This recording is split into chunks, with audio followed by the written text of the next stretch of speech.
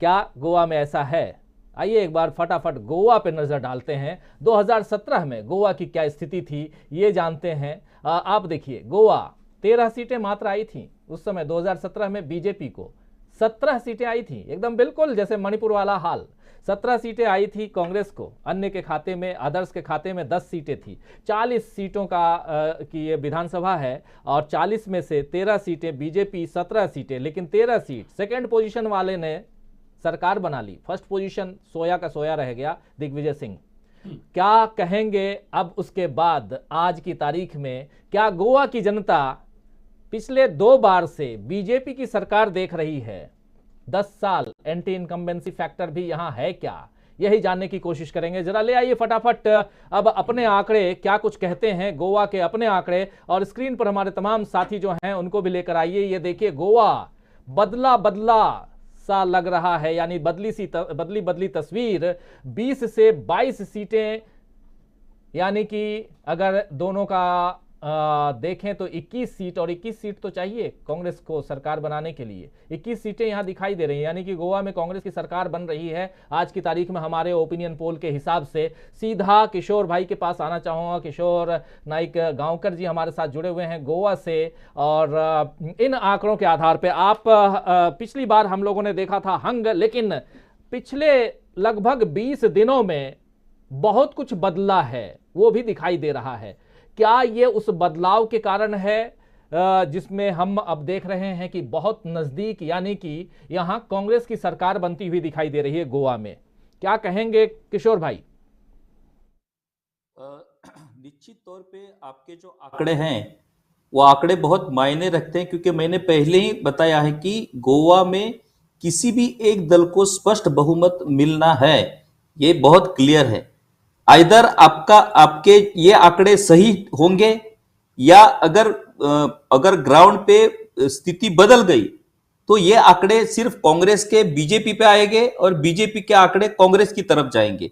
लेकिन ये ट्रेंड बहुत ही इंपॉर्टेंट है और ये ट्रेंड बहुत ही सही है। मैं आपको एक उदाहरण देना चाहता हूं।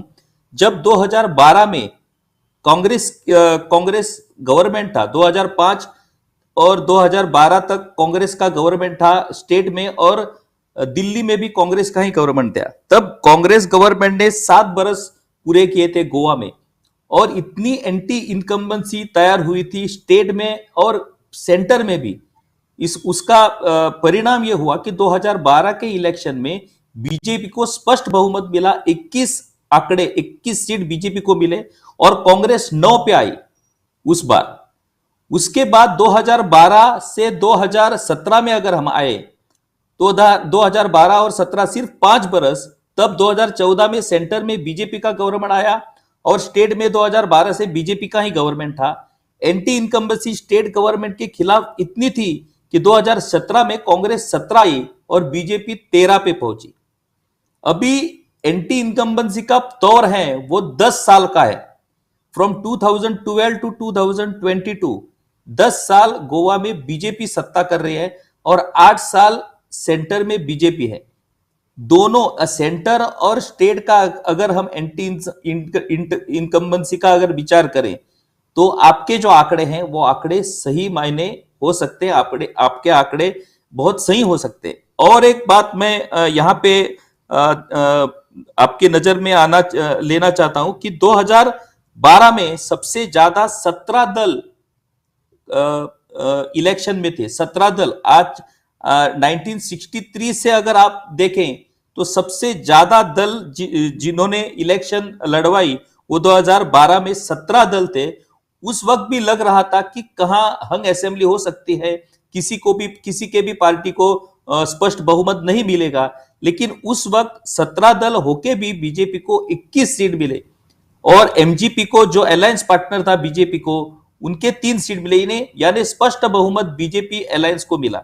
2017 में भी 17 ही दल थे और उस वक्त भी कांग्रेस को बहुमत से बहुत ही करीब 17 सीटें मिली।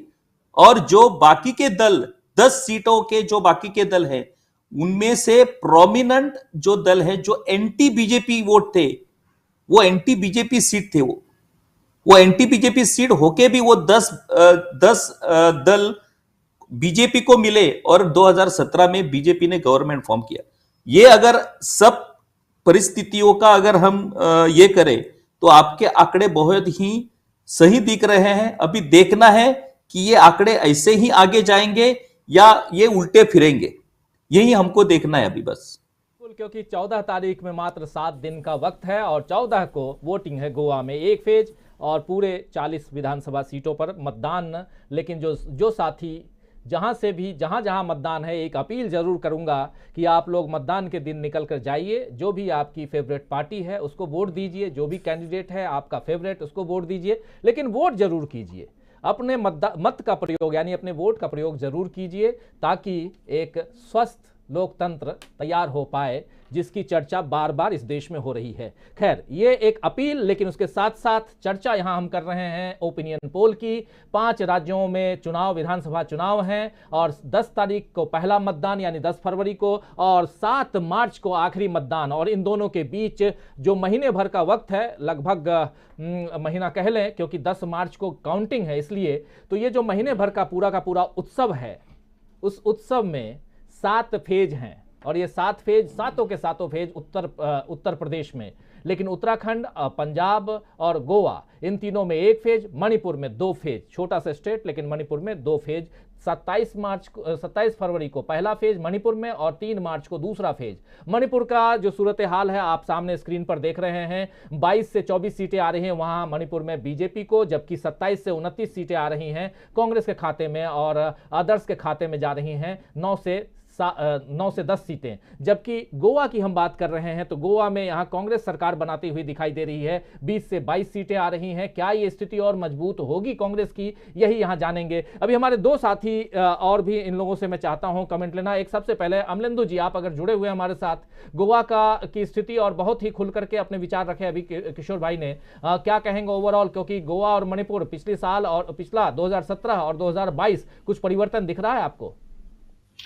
राजीव जी, निश्चित तौर पर परिवर्तन लग रहा है। जो पिछली बार हम लोगों का ओपिनियन पोल आया था और जिस समय लगभग हंग की असेंबली की तरफ हम लोगों का ओपिनियन पोल था, उस समय भी मैंने एक बात कही थी कि अगर ये संदेश जाना शुरू हो जाता है कि हंग असेंबली बन रही है, और जो कि हम लोगों के ओपिनियन पोल से भी और जनता के बीच भी, जैसा किशोर जी भी कह रहे थे, अगर ये मैसेज जाना शुरू हो जाए कि हंग असेंबली बन रही है, तो फिर वो किसी एक की तरफ जाता है। तो मुझे लगता है कि यह हमारे ओपिनियन पोल में वो परिलक्षित होना शुरू हो गया है कि वो जनता के बीच मैसेज चला गया कि अगर हंग असेंबली बनती है, और चूंकि लोग पिछली बार धोखा खा चुके हैं हंग असेंबली बनवा के कि सरकार भाजपा बना लेगी, और यही संदेश जो मतलब जो हम लोग अभी चर्चा कर रहे थे ना कि अगर ऐसा होता है तो ये है कि सरकार फिर भाजपा की ही बनेगी। तो ये जो परसेप्शन वाली चीजें, ये परसेप्शन अगर जनता के बीच चला जाता है तो उसका फिर उल्टा भी हुआ करता है। मुझे लगता है कि अब इसका उल्टा होना गोवा में शुरू हो चुका है कि अगर हंग असेंबली बनेगी तो भारतीय जनता पार्टी खरीद फरोख्त करके, तोड़फोड़ करके सरकार बना लेगी। तो इसलिए क्लियर मेजोरिटी के साथ और बम थंपिंग मेजोरिटी के साथ जो है सरकार बना दो कि वहां ये परिस्थिति बचे ही नहीं कि आप तोड़फोड़ करके सरकार बना पाए। तो मुझे लगता है कि चूंकि आज 7 तारीख ही और चुनाव में भी थोड़ा समय है, तो ये आंकड़ा जो है और ये डिफरेंस जो है और बढ़ेगा। मुझको लगता है कि ये मैसेज जैसे जैसे जाता जाएगा। तो किशोर जी भी इस बात की तारीफ कर रहे हैं और कह रहे हैं कि आपका बिल्कुल नजदीक है और इधर या उधर हो सकता है। तो चूंकि भारतीय जनता पार्टी की वहां लगातार सरकार रही, और देखिए भारतीय जनता पार्टी की सरकारें जिन राज्यों में हैं वहां एक एंटी इनकम्बेंसी जो है वो उन राज्य सरकारों से ज्यादा केंद्र सरकार के खिलाफ बहुत ज्यादा है। और वो इसलिए है कि जिस तरीके से महंगाई का मुद्दा, डीजल पेट्रोल का मुद्दा, कोरोना के मिसमैनेजमेंट का मुद्दा, रोजगार का मुद्दा, ये सारे मुद्दे जो हैं ये जो बहुत हावी हैं और ये केंद्र सरकार की जो है कुल मिला के कहा जाता है कि देन है। दूसरा एक जो बात होती है और ये परसेप्शन है कि सरकार में चाहे कोई हो, मुख्यमंत्री कोई होगा, भारतीय जनता पार्टी की सरकार है तो उसकी डोर जो है वो दिल्ली से ही चलती है, सब कुछ जो है वो संभालते दिल्ली के लोग हैं। तो ये जो परसेप्शन लोगों के बीच में होता है, तो ये भी मुझे लगता है कि जहां जहां भारतीय जनता पार्टी की सरकार है, ये भारतीय जनता पार्टी को काफी इसका नुकसान पहुंच रहा है कि सब कुछ दिल्ली से ही तय होता है। और चूंकि 2024 की तैयारी के रूप में भी, एक सेमीफाइनल के रूप में भी इन चुनाव को देखा जा रहा है, तो इनको पहले यहाँ सबक सिखाओ, इनको यहाँ सबक सिखाया जाएगा तो फिर 2024 में मामला कुछ ठीक होगा। जैसा जयशंकर जी कह रहे थे कि चुनाव के बाद जो है पेट्रोल के दाम बढ़ सकते हैं, और सोशल मीडिया पे खूब चल रहा है कि चुनाव खत्म होगा यानी 10 मार्च को शाम को ही जो है पेट्रोल 125 रुपए, डीजल 105 रुपए हो जाएगा। ये सोशल मीडिया में खूब चल रहा है। तो ये जो मैसेज है जिस तरीके से, तो मुझे लगता है कि ये भारतीय जनता पार्टी को सब जगह बहुत नुकसान पहुंचाएगा और इसका काट किस तरीके से निकालते हैं, जैसे गणेश जी कह रहे थे कि उनके बारे में कहा जाता है कि भैया आखिरी समय पर ये क्या करते हैं, तो ये भी एक मैसेज है कि ये आखिरी समय पर क्या करते हैं, तो जनता भी समझ चुकी है कि आखिरी समय पर क्या करते हैं, तो उसकी भी काट जो जनता ने समझ ली है कि ये आखिरी समय पर कुछ भी करें लेकिन इनको सबक सिखाना है। मुझको ऐसा लगता है राजीव जी, भाई ये जनता की समझदारी के ऊपर है। जनता जनार्दन डेमोक्रेसी में राजा है, चुनाव के समय बाद में राजा दूसरे हो जाते हैं, जनता जो है 5 साल के लिए फिर प्रजा हो जाती है, लेकिन बहरहाल चुनाव के दिन तो जनता राजा है, तो वही तय करेगी कि कौन राजा बनेगा कौन प्रजा। जी राजीव। बिल्कुल सही कह रहे हैं शिविंदर जी। आपसे जानना चाहूंगा इस इन आंकड़ों और गोवा के को लेकर के, आप फॉलो कर रहे हैं बहुत नजदीक से, मैं देख रहा हूं गोवा को भी। गोवा के जो आंकड़े हमारे आंकड़े हैं, इन आंकड़ों के आधार पर आपने जो इससे पहले आप लोग देखते भी हैं, ओपिनियन आपका क्या कहता है?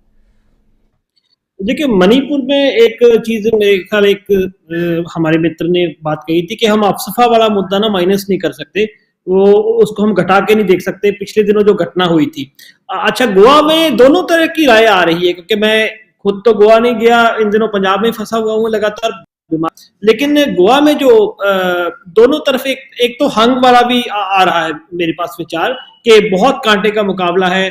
दूसरा है कि इस बार नहीं, बीजेपी के उल्ट जो स्थापित के उल्ट वोट है वो भी बीजेपी के खिलाफ जाएगा दोनों तरफ। लेकिन आप देखिए कि गोवा में बहुत सारी पार्टियां हैं, कांग्रेस के बहुत सारे सीनियर नेता ने कह दिया कि वो संन्यास ले रहे हैं, लेकिन उनके परिवार से बीजेपी में चले गए हैं। और आम आदमी पार्टी ने भी कोशिश की कि मुख्यमंत्री का चेहरा उस बंदे को बनाया जाए जो कि पिछड़ी जाति में सबसे ज्यादा वोट जहां है। मैं बात कर भंडारी कास्ट की मैं बात कर रहा हूँ। सो वो सारा कुछ चल रहा है, तो इसके बीच, इस सारी कश्मकश के बीच क्या निकलता है, ये दोनों तरफ से जो मैंने से पता किया, दोनों तरफ से व्यू आ रहे हैं। हंग का भी आ रहा है, बीजेपी को नुकसान होने का भी आ रहा है। अभी दिन बहुत थोड़े रह चुके हैं, आखिरी दिनों में काफी कुछ तय हो जाता है। हंग का तो यही है कि एक जो धारणा बन चुकी है कि जो यदि हंग है तो बीजेपी ये कर लेगी, तो ये पिछली दफा गोवा की जनता ने देख चुकी है। जी, अगर हंग है तो बीजेपी सरकार बना लेगी, और क्या इस चीज को गोवा की जनता बर्दाश्त करेगी, ये समझना होगा। लेकिन हमारे दो साथी और हैं। प्रशांत जी, आपसे जानना चाहूंगा, आप कुछ कहना भी चाह रहे हैं, जोड़ना भी चाह रहे हैं, लेकिन सवाल यही कि गोवा का जो है और इस वक्त जो पिछला आंकड़ा हमारा और ये आंकड़े दोनों में अंतर ये है कि आज का जो आंकड़ा है ये कहता है कि गोवा में कांग्रेस की सरकार बन रही है। देखिए, सिर्फ दो बातें मैं जोड़ूंगा। एक तो गोवा में पिछले आपके सर्वे कांटे की टक्कर दिखा रहे थे, और अब ये बदलाव कैसे हो रहा है। मेरी समझ से वहां पे क्या हो रहा है कि आम आदमी पार्टी और तृणमूल, और खासकर तृणमूल जो है वो बड़ी तेजी से विथड्रॉ हुई है। और जैसे उन्होंने बहुत धूमधाम से एडवर्डो फिलरियो की ज्वाइनिंग करवाई थी, वो चुनाव नहीं लड़ रहे हैं। उन्होंने राज्यसभा अपनी फिक्स कर ली 6 साल के लिए। उसके बाद आज खबर आई है कि प्रशांत किशोर को ममता बनर्जी ने थैंक यू कह दिया है। तो वहां पे स्थानीय स्तर पे गोवा में तृणमूल कांग्रेस जो है वो विड्रॉ करती हुई दिखाई दी है। उसका भी शिफ्ट जो है कहाँ होगा, कांग्रेस में होगा ऑफ कोर्स। दूसरी एक बड़ी मजेदार बात गोवा के बारे में जो हम मीडिया में देख रहे हैं कि पिछली बार में चर्चा की थी कि कांग्रेस के जनता का दबाव है कांग्रेस के कैंडिडेट्स पे कि वो शपथ लें मंदिर गिरजे और तमाम जगह जाके दरगाहों में कि वो अपनी पार्टी को छोड़ेंगे नहीं। अब ऐसे ही कुछ आम आदमी पार्टी में भी हुआ है, और आम आदमी पार्टी ने इन लोगों से लिखित हलफनामे मांगे हैं कैंडिडेट से, एफिडेविट, कि आप जीतने के बाद पार्टी के प्रति लॉयल रहोगे, छोड़ के नहीं जाओगे। ये जनता के दबाव में हो रहा है। तो जनता अब ये रिसोर्ट वाली पॉलिटिक्स से, खरीद फरोख्त से, हाउस ट्रेडिंग से ऊब चुकी है। उसका मैंडेट चोरी होता है, उस मैंडेट की चोरी को अब वो रोकना चाहते हैं। इसलिए मुझे लगता है कि आपका जो ये ट्रेंड दिख रहा है कि क्लियर कट गवर्नमेंट, वो क्लियर कट गवर्नमेंट की वजह एक ये दिख रही है मुझे, गवर्नमेंट की ओर गोवा अभी जयशंकर जी आप देख रहे हैं कि ये जाता हुआ दिखाई दे रहा है। 40 सीटें, 22 सीटें, 20 से 22 सीटें कांग्रेस के खाते में। मुझे थोड़ा सा ये हो रहा है राजीव जी, तो समझ में नहीं आ रहा, हो सकता है कि इसको किशोर समझा पाएंगे कि पिछली बार जब 5 साल की इनकम्बेंसी थी तो भारतीय जनता पार्टी को 13 सीटें मिली थी।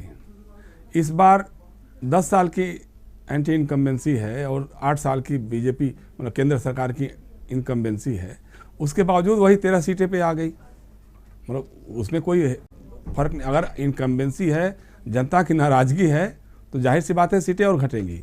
और इस बार तो जो भाजपा के जो तपे तपाए लोग थे, जिस तरह से पूर्व मुख्यमंत्री लक्ष्मीकांत पार्सेकर जी बीजेपी से बाहर हुए, जिस तरह से मनोहर पार्रिकर जो सबसे बड़ा चेहरा थे भारतीय जनता पार्टी को वहाँ पे गोवा में इस्टेब्लिश करने में जो सबसे बड़ी भूमिका थी वो मनोहर पार्रिकर जी की थी। उनका एक ईमानदार चेहरा भी राजनीति में था, इससे कोई इनकार कर नहीं सकता है।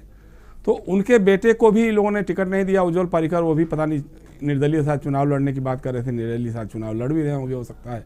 तो भाजपा में एक तरह से मतलब हुआ है थोड़ा सा, वहाँ से दर की है, दीवार उनकी टूटी है, वहाँ से लोग अलग हुए हैं। दूसरी तरफ जैसे तृणमूल कांग्रेस में, जैसा हमारे मित्र अभी बता रहे थे प्रशांत, लुइजिनो फलेरियो जो पूर्व मुख्यमंत्री थे कांग्रेस की सरकार में, वो चले गए थे तृणमूल कांग्रेस में, और बहुत सारे विधायक कई लोग चले गए थे। लेकिन उनको एहसास होने लगा था कि भाई तृणमूल कांग्रेस का कुछ खास तो बन नहीं रहा है, होर्डिंग पोस्टर बैनर तो सब गोवा में हर जगह दिखाई दे रहा है, लेकिन जो चुनावी समीकरण है वो कुछ खास करतब दिखाते हुए दिखाई नहीं दे रहा है। तीसरी बात एक है कि जो गोवा की एथनिक प्रॉब्लम है, जो स्थानीय अस्मिता का जो सवाल है, जिस तरह से भाई भारतीय जनता पार्टी के साथ एक और बात भी है ना कि जहां भारतीय जनता पार्टी पहुंचती है उसके आगे पीछे आरएसएस के लोग पहुंच जाते हैं और वो अपनी हिंदू संस्कृति, नागपुरी संस्कृति को थोपने लादने की कोशिशों में लग जाते हैं। इन्हीं कोशिशों का जवाब तमिलनाडु के लोगों ने दिया था, पश्चिम बंगाल के लोगों ने दिया था। तो गोवा पर भी ये हो रहा है कि जिस ढंग से वहाँ पूरे बिहार से लोग, उत्तर प्रदेश से लोग जा करके वहाँ ज़मीन जायदाद के सौदे करने लगे हैं, वहाँ उनकी बदलने लगी है, वहाँ का जो डेमोग्राफी है उसमें काफ़ी चेंज होने लगा है। तो इसको देखते हुए, और तीसरी बात जो है कि जो अन्य क्षेत्रीय दल हैं वो, जैसे आम आदमी पार्टी का भी वही लगभग है कि भाई बहुत होगा तो एक आध सीट जीत सकते हैं किसी हालत में भी, तो उससे अच्छा है कि सरकार बनाओ, ऐसी पार्टी को बहुमत दो जो सरकार बना सके, चाहे बीजेपी को चाहे कांग्रेस को, इसमें हम नहीं कर रहे हैं। लेकिन दूसरा यह है कि कैथोलिक समाज वहाँ का जो है उसका भी ज़बरदस्त दबाव है कि भाई जिस ढंग से पिछली बार जनादेश की चोरी हुई थी, विधायकों की खरीद फरोख्त हुई थी, रीजनल पार्टियों को पहले मिला के सरकार बनाया गया, फिर कांग्रेस में से एक एक करके लोगों को तोड़ तोड़ करके ले जाया गया। और हमारा जैसा बता रहे थे किशोर ना कि भाई अदालतों का जो रवैया रहा है कि 5 साल निकल गया और अभी तक कोई फैसला नहीं आया, तो इससे लोगों में गुस्सा है, स्थानीय लोगों में, जो पढ़े लिखे लोग हैं। टूरिज्म कोविड काल में बहुत प्रभावित हुआ है और उसकी कोई भरपाई हमको नहीं लगता कि केंद्र सरकार ने कुछ वहाँ के लोगों को किया होगा। होटल हैं, रेस्टोरेंट हैं या अन्य व्यवसाय जो वहाँ का है, तो उस सब को देखते हुए मुझे ऐसा लगता है कि शायद कांग्रेस की सीटें कुछ और बढ़ सकती हैं, भाजपा की सीटें कुछ और घट सकती हैं, और अन्य के खाते में भी एमजीपी की 2-3 सीटें तो रहती हैं और रहेंगी मेरे ख्याल से, वो किशोर भी इसको तायद करेंगे, वो तो रहेंगी ही रहेंगी। लेकिन इधर शरद पवार और शिवसेना का भी रोल वहाँ होगा, और वो रोल ये हो सकता है कि कांग्रेस को मदद करने का हो, किसी न किसी रूप में कांग्रेस को मदद करने की भूमिका में वो लोग आएंगे। पहले तो कोशिश करेंगे कि उनको भी 1-2 सीटें कहीं से मिल जाए तो मिल जाए, नहीं होती है तो भी उनका यही रहेगा। तो मुझे यही लग रहा है कि भाजपा और कमज़ोर होगी, क्षेत्रीय दल भी थोड़े कमज़ोर हो सकते हैं, और कांग्रेस सरकार बनाने की स्थिति में आएगी, क्लियर कट मेजॉरिटी के साथ आएगी। किशोर जी से बात कर लेते हैं, कुछ सवाल आप पूछ भी रहे हैं। किशोर भाई, जो आप अभी सुन रहे थे, तीनों चारों साथियों के अलग अलग, शिविंदर जी हैं, प्रशांत टंडन जी, अमलेंदु उपाध्याय जी और जयशंकर जी की बातें गोवा को लेकर के, आपका समझ चाहूँगा इसमें कि क्या कुछ इनकी जो बातें हैं गोवा में आप क्या कुछ देख रहे हैं, एक वरिष्ठ पत्रकार होने के नाते आपके ओपिनियन क्या हैं, ये सब जरा बताइए। एक बहुत ही अहम मुद्दा जयशंकर जी ने उपस्थित किया है, वो कि पिछली बार 5 बरस का एंटी इनकम्बेंसी होके बीजेपी को 13 सीट मिले, तो अभी 2022 में वो 13 से 12-14 तक कैसे रह पाएंगी। बीजेपी बहुत ही बुद्धिमान लोगों की पार्टी है, उनका जो ऊपर से जो मैनेज होता है वो चाणक्य मैनेज करता है, ऐसे बताया जाता है।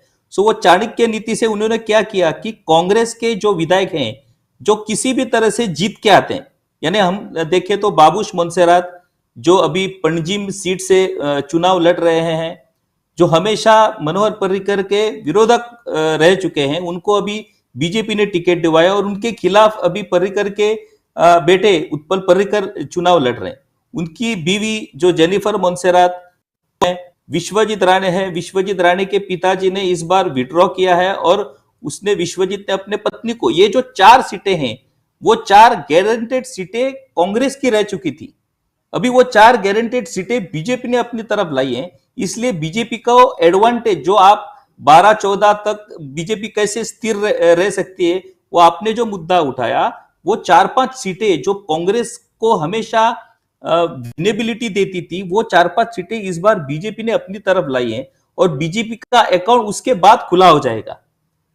तो प्रोमिनेंटली मुझे इस बार का डर लग रहा है कि अगर बीजेपी ने जिन लोगों को कांग्रेस से खरीदा है या कांग्रेस से आयात किया है, वो ही अगर जीत के आया और बीजेपी का एक भी आदमी अगर वहां पे नहीं आया, तो गोवा का बीजेपी तो बहुत ही अलग सा बीजेपी हो जाएगा।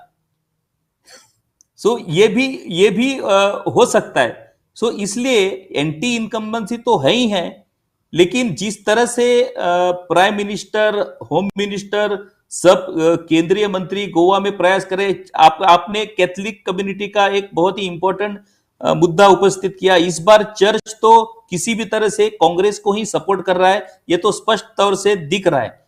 लेकिन क्या है कि गोवा में जो पहले चर्च का डोमिनेंस था, यानी चर्च का एक ऑर्डर सब कैथोलिक कम्युनिटी फॉलो करते थे, लेकिन कैथोलिक कम्युनिटी के जो सेल्फिश लीडर हैं, उन्होंने अभी चर्च का डोमिनेंस भी कम किया है।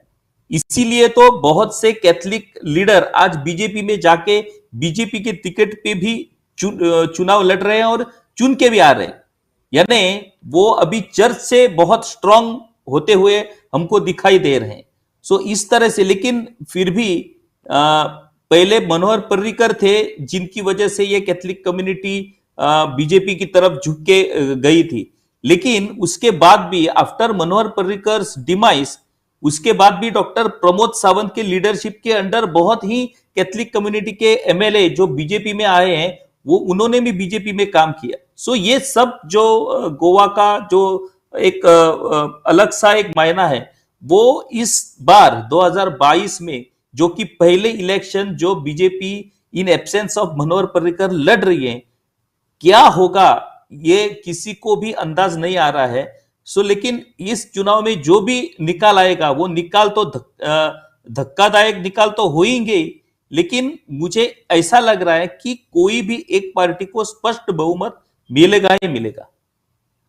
बिल्कुल, किसी भी एक पार्टी को स्पष्ट बहुमत मिलेगा ही मिलेगा, ये कह रहे हैं गोवा से हमारे साथी किशोर नाइक गांवकर जी। और बहुत सारी बातें हम लोग कर रहे थे गोवा की, और खासकर कैथोलिक्स किधर जा रहे हैं, मतलब चर्च का साथ किसको है, उसके अलावा कैसे 4 से 5 सीटें बीजेपी ने अपने लिए बिल्कुल सुरक्षित कर ली है, मान सकते हैं। अगर आंधी हुई कोई और तो बात अलग, अदरवाइज जो किशोर भाई कह रहे हैं वो उसमें काफ़ी दम है।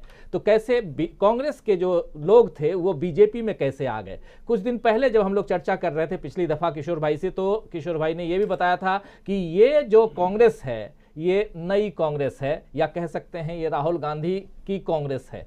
तो पुरानी जो कांग्रेस थी वो उसके लोग जो हैं अब जा चुके हैं, छोड़ चुके हैं, रिटायर हो चुके हैं, और अब उनके कुछ बच्चे बीजेपी भी जा चुके हैं। तो बहुत अलग तरह की राजनीति देख रहे हैं। जी किशोर भाई, कुछ आपने जैसे बताया कि इस बार नई कांग्रेस है, वैसे ही नई बीजेपी है।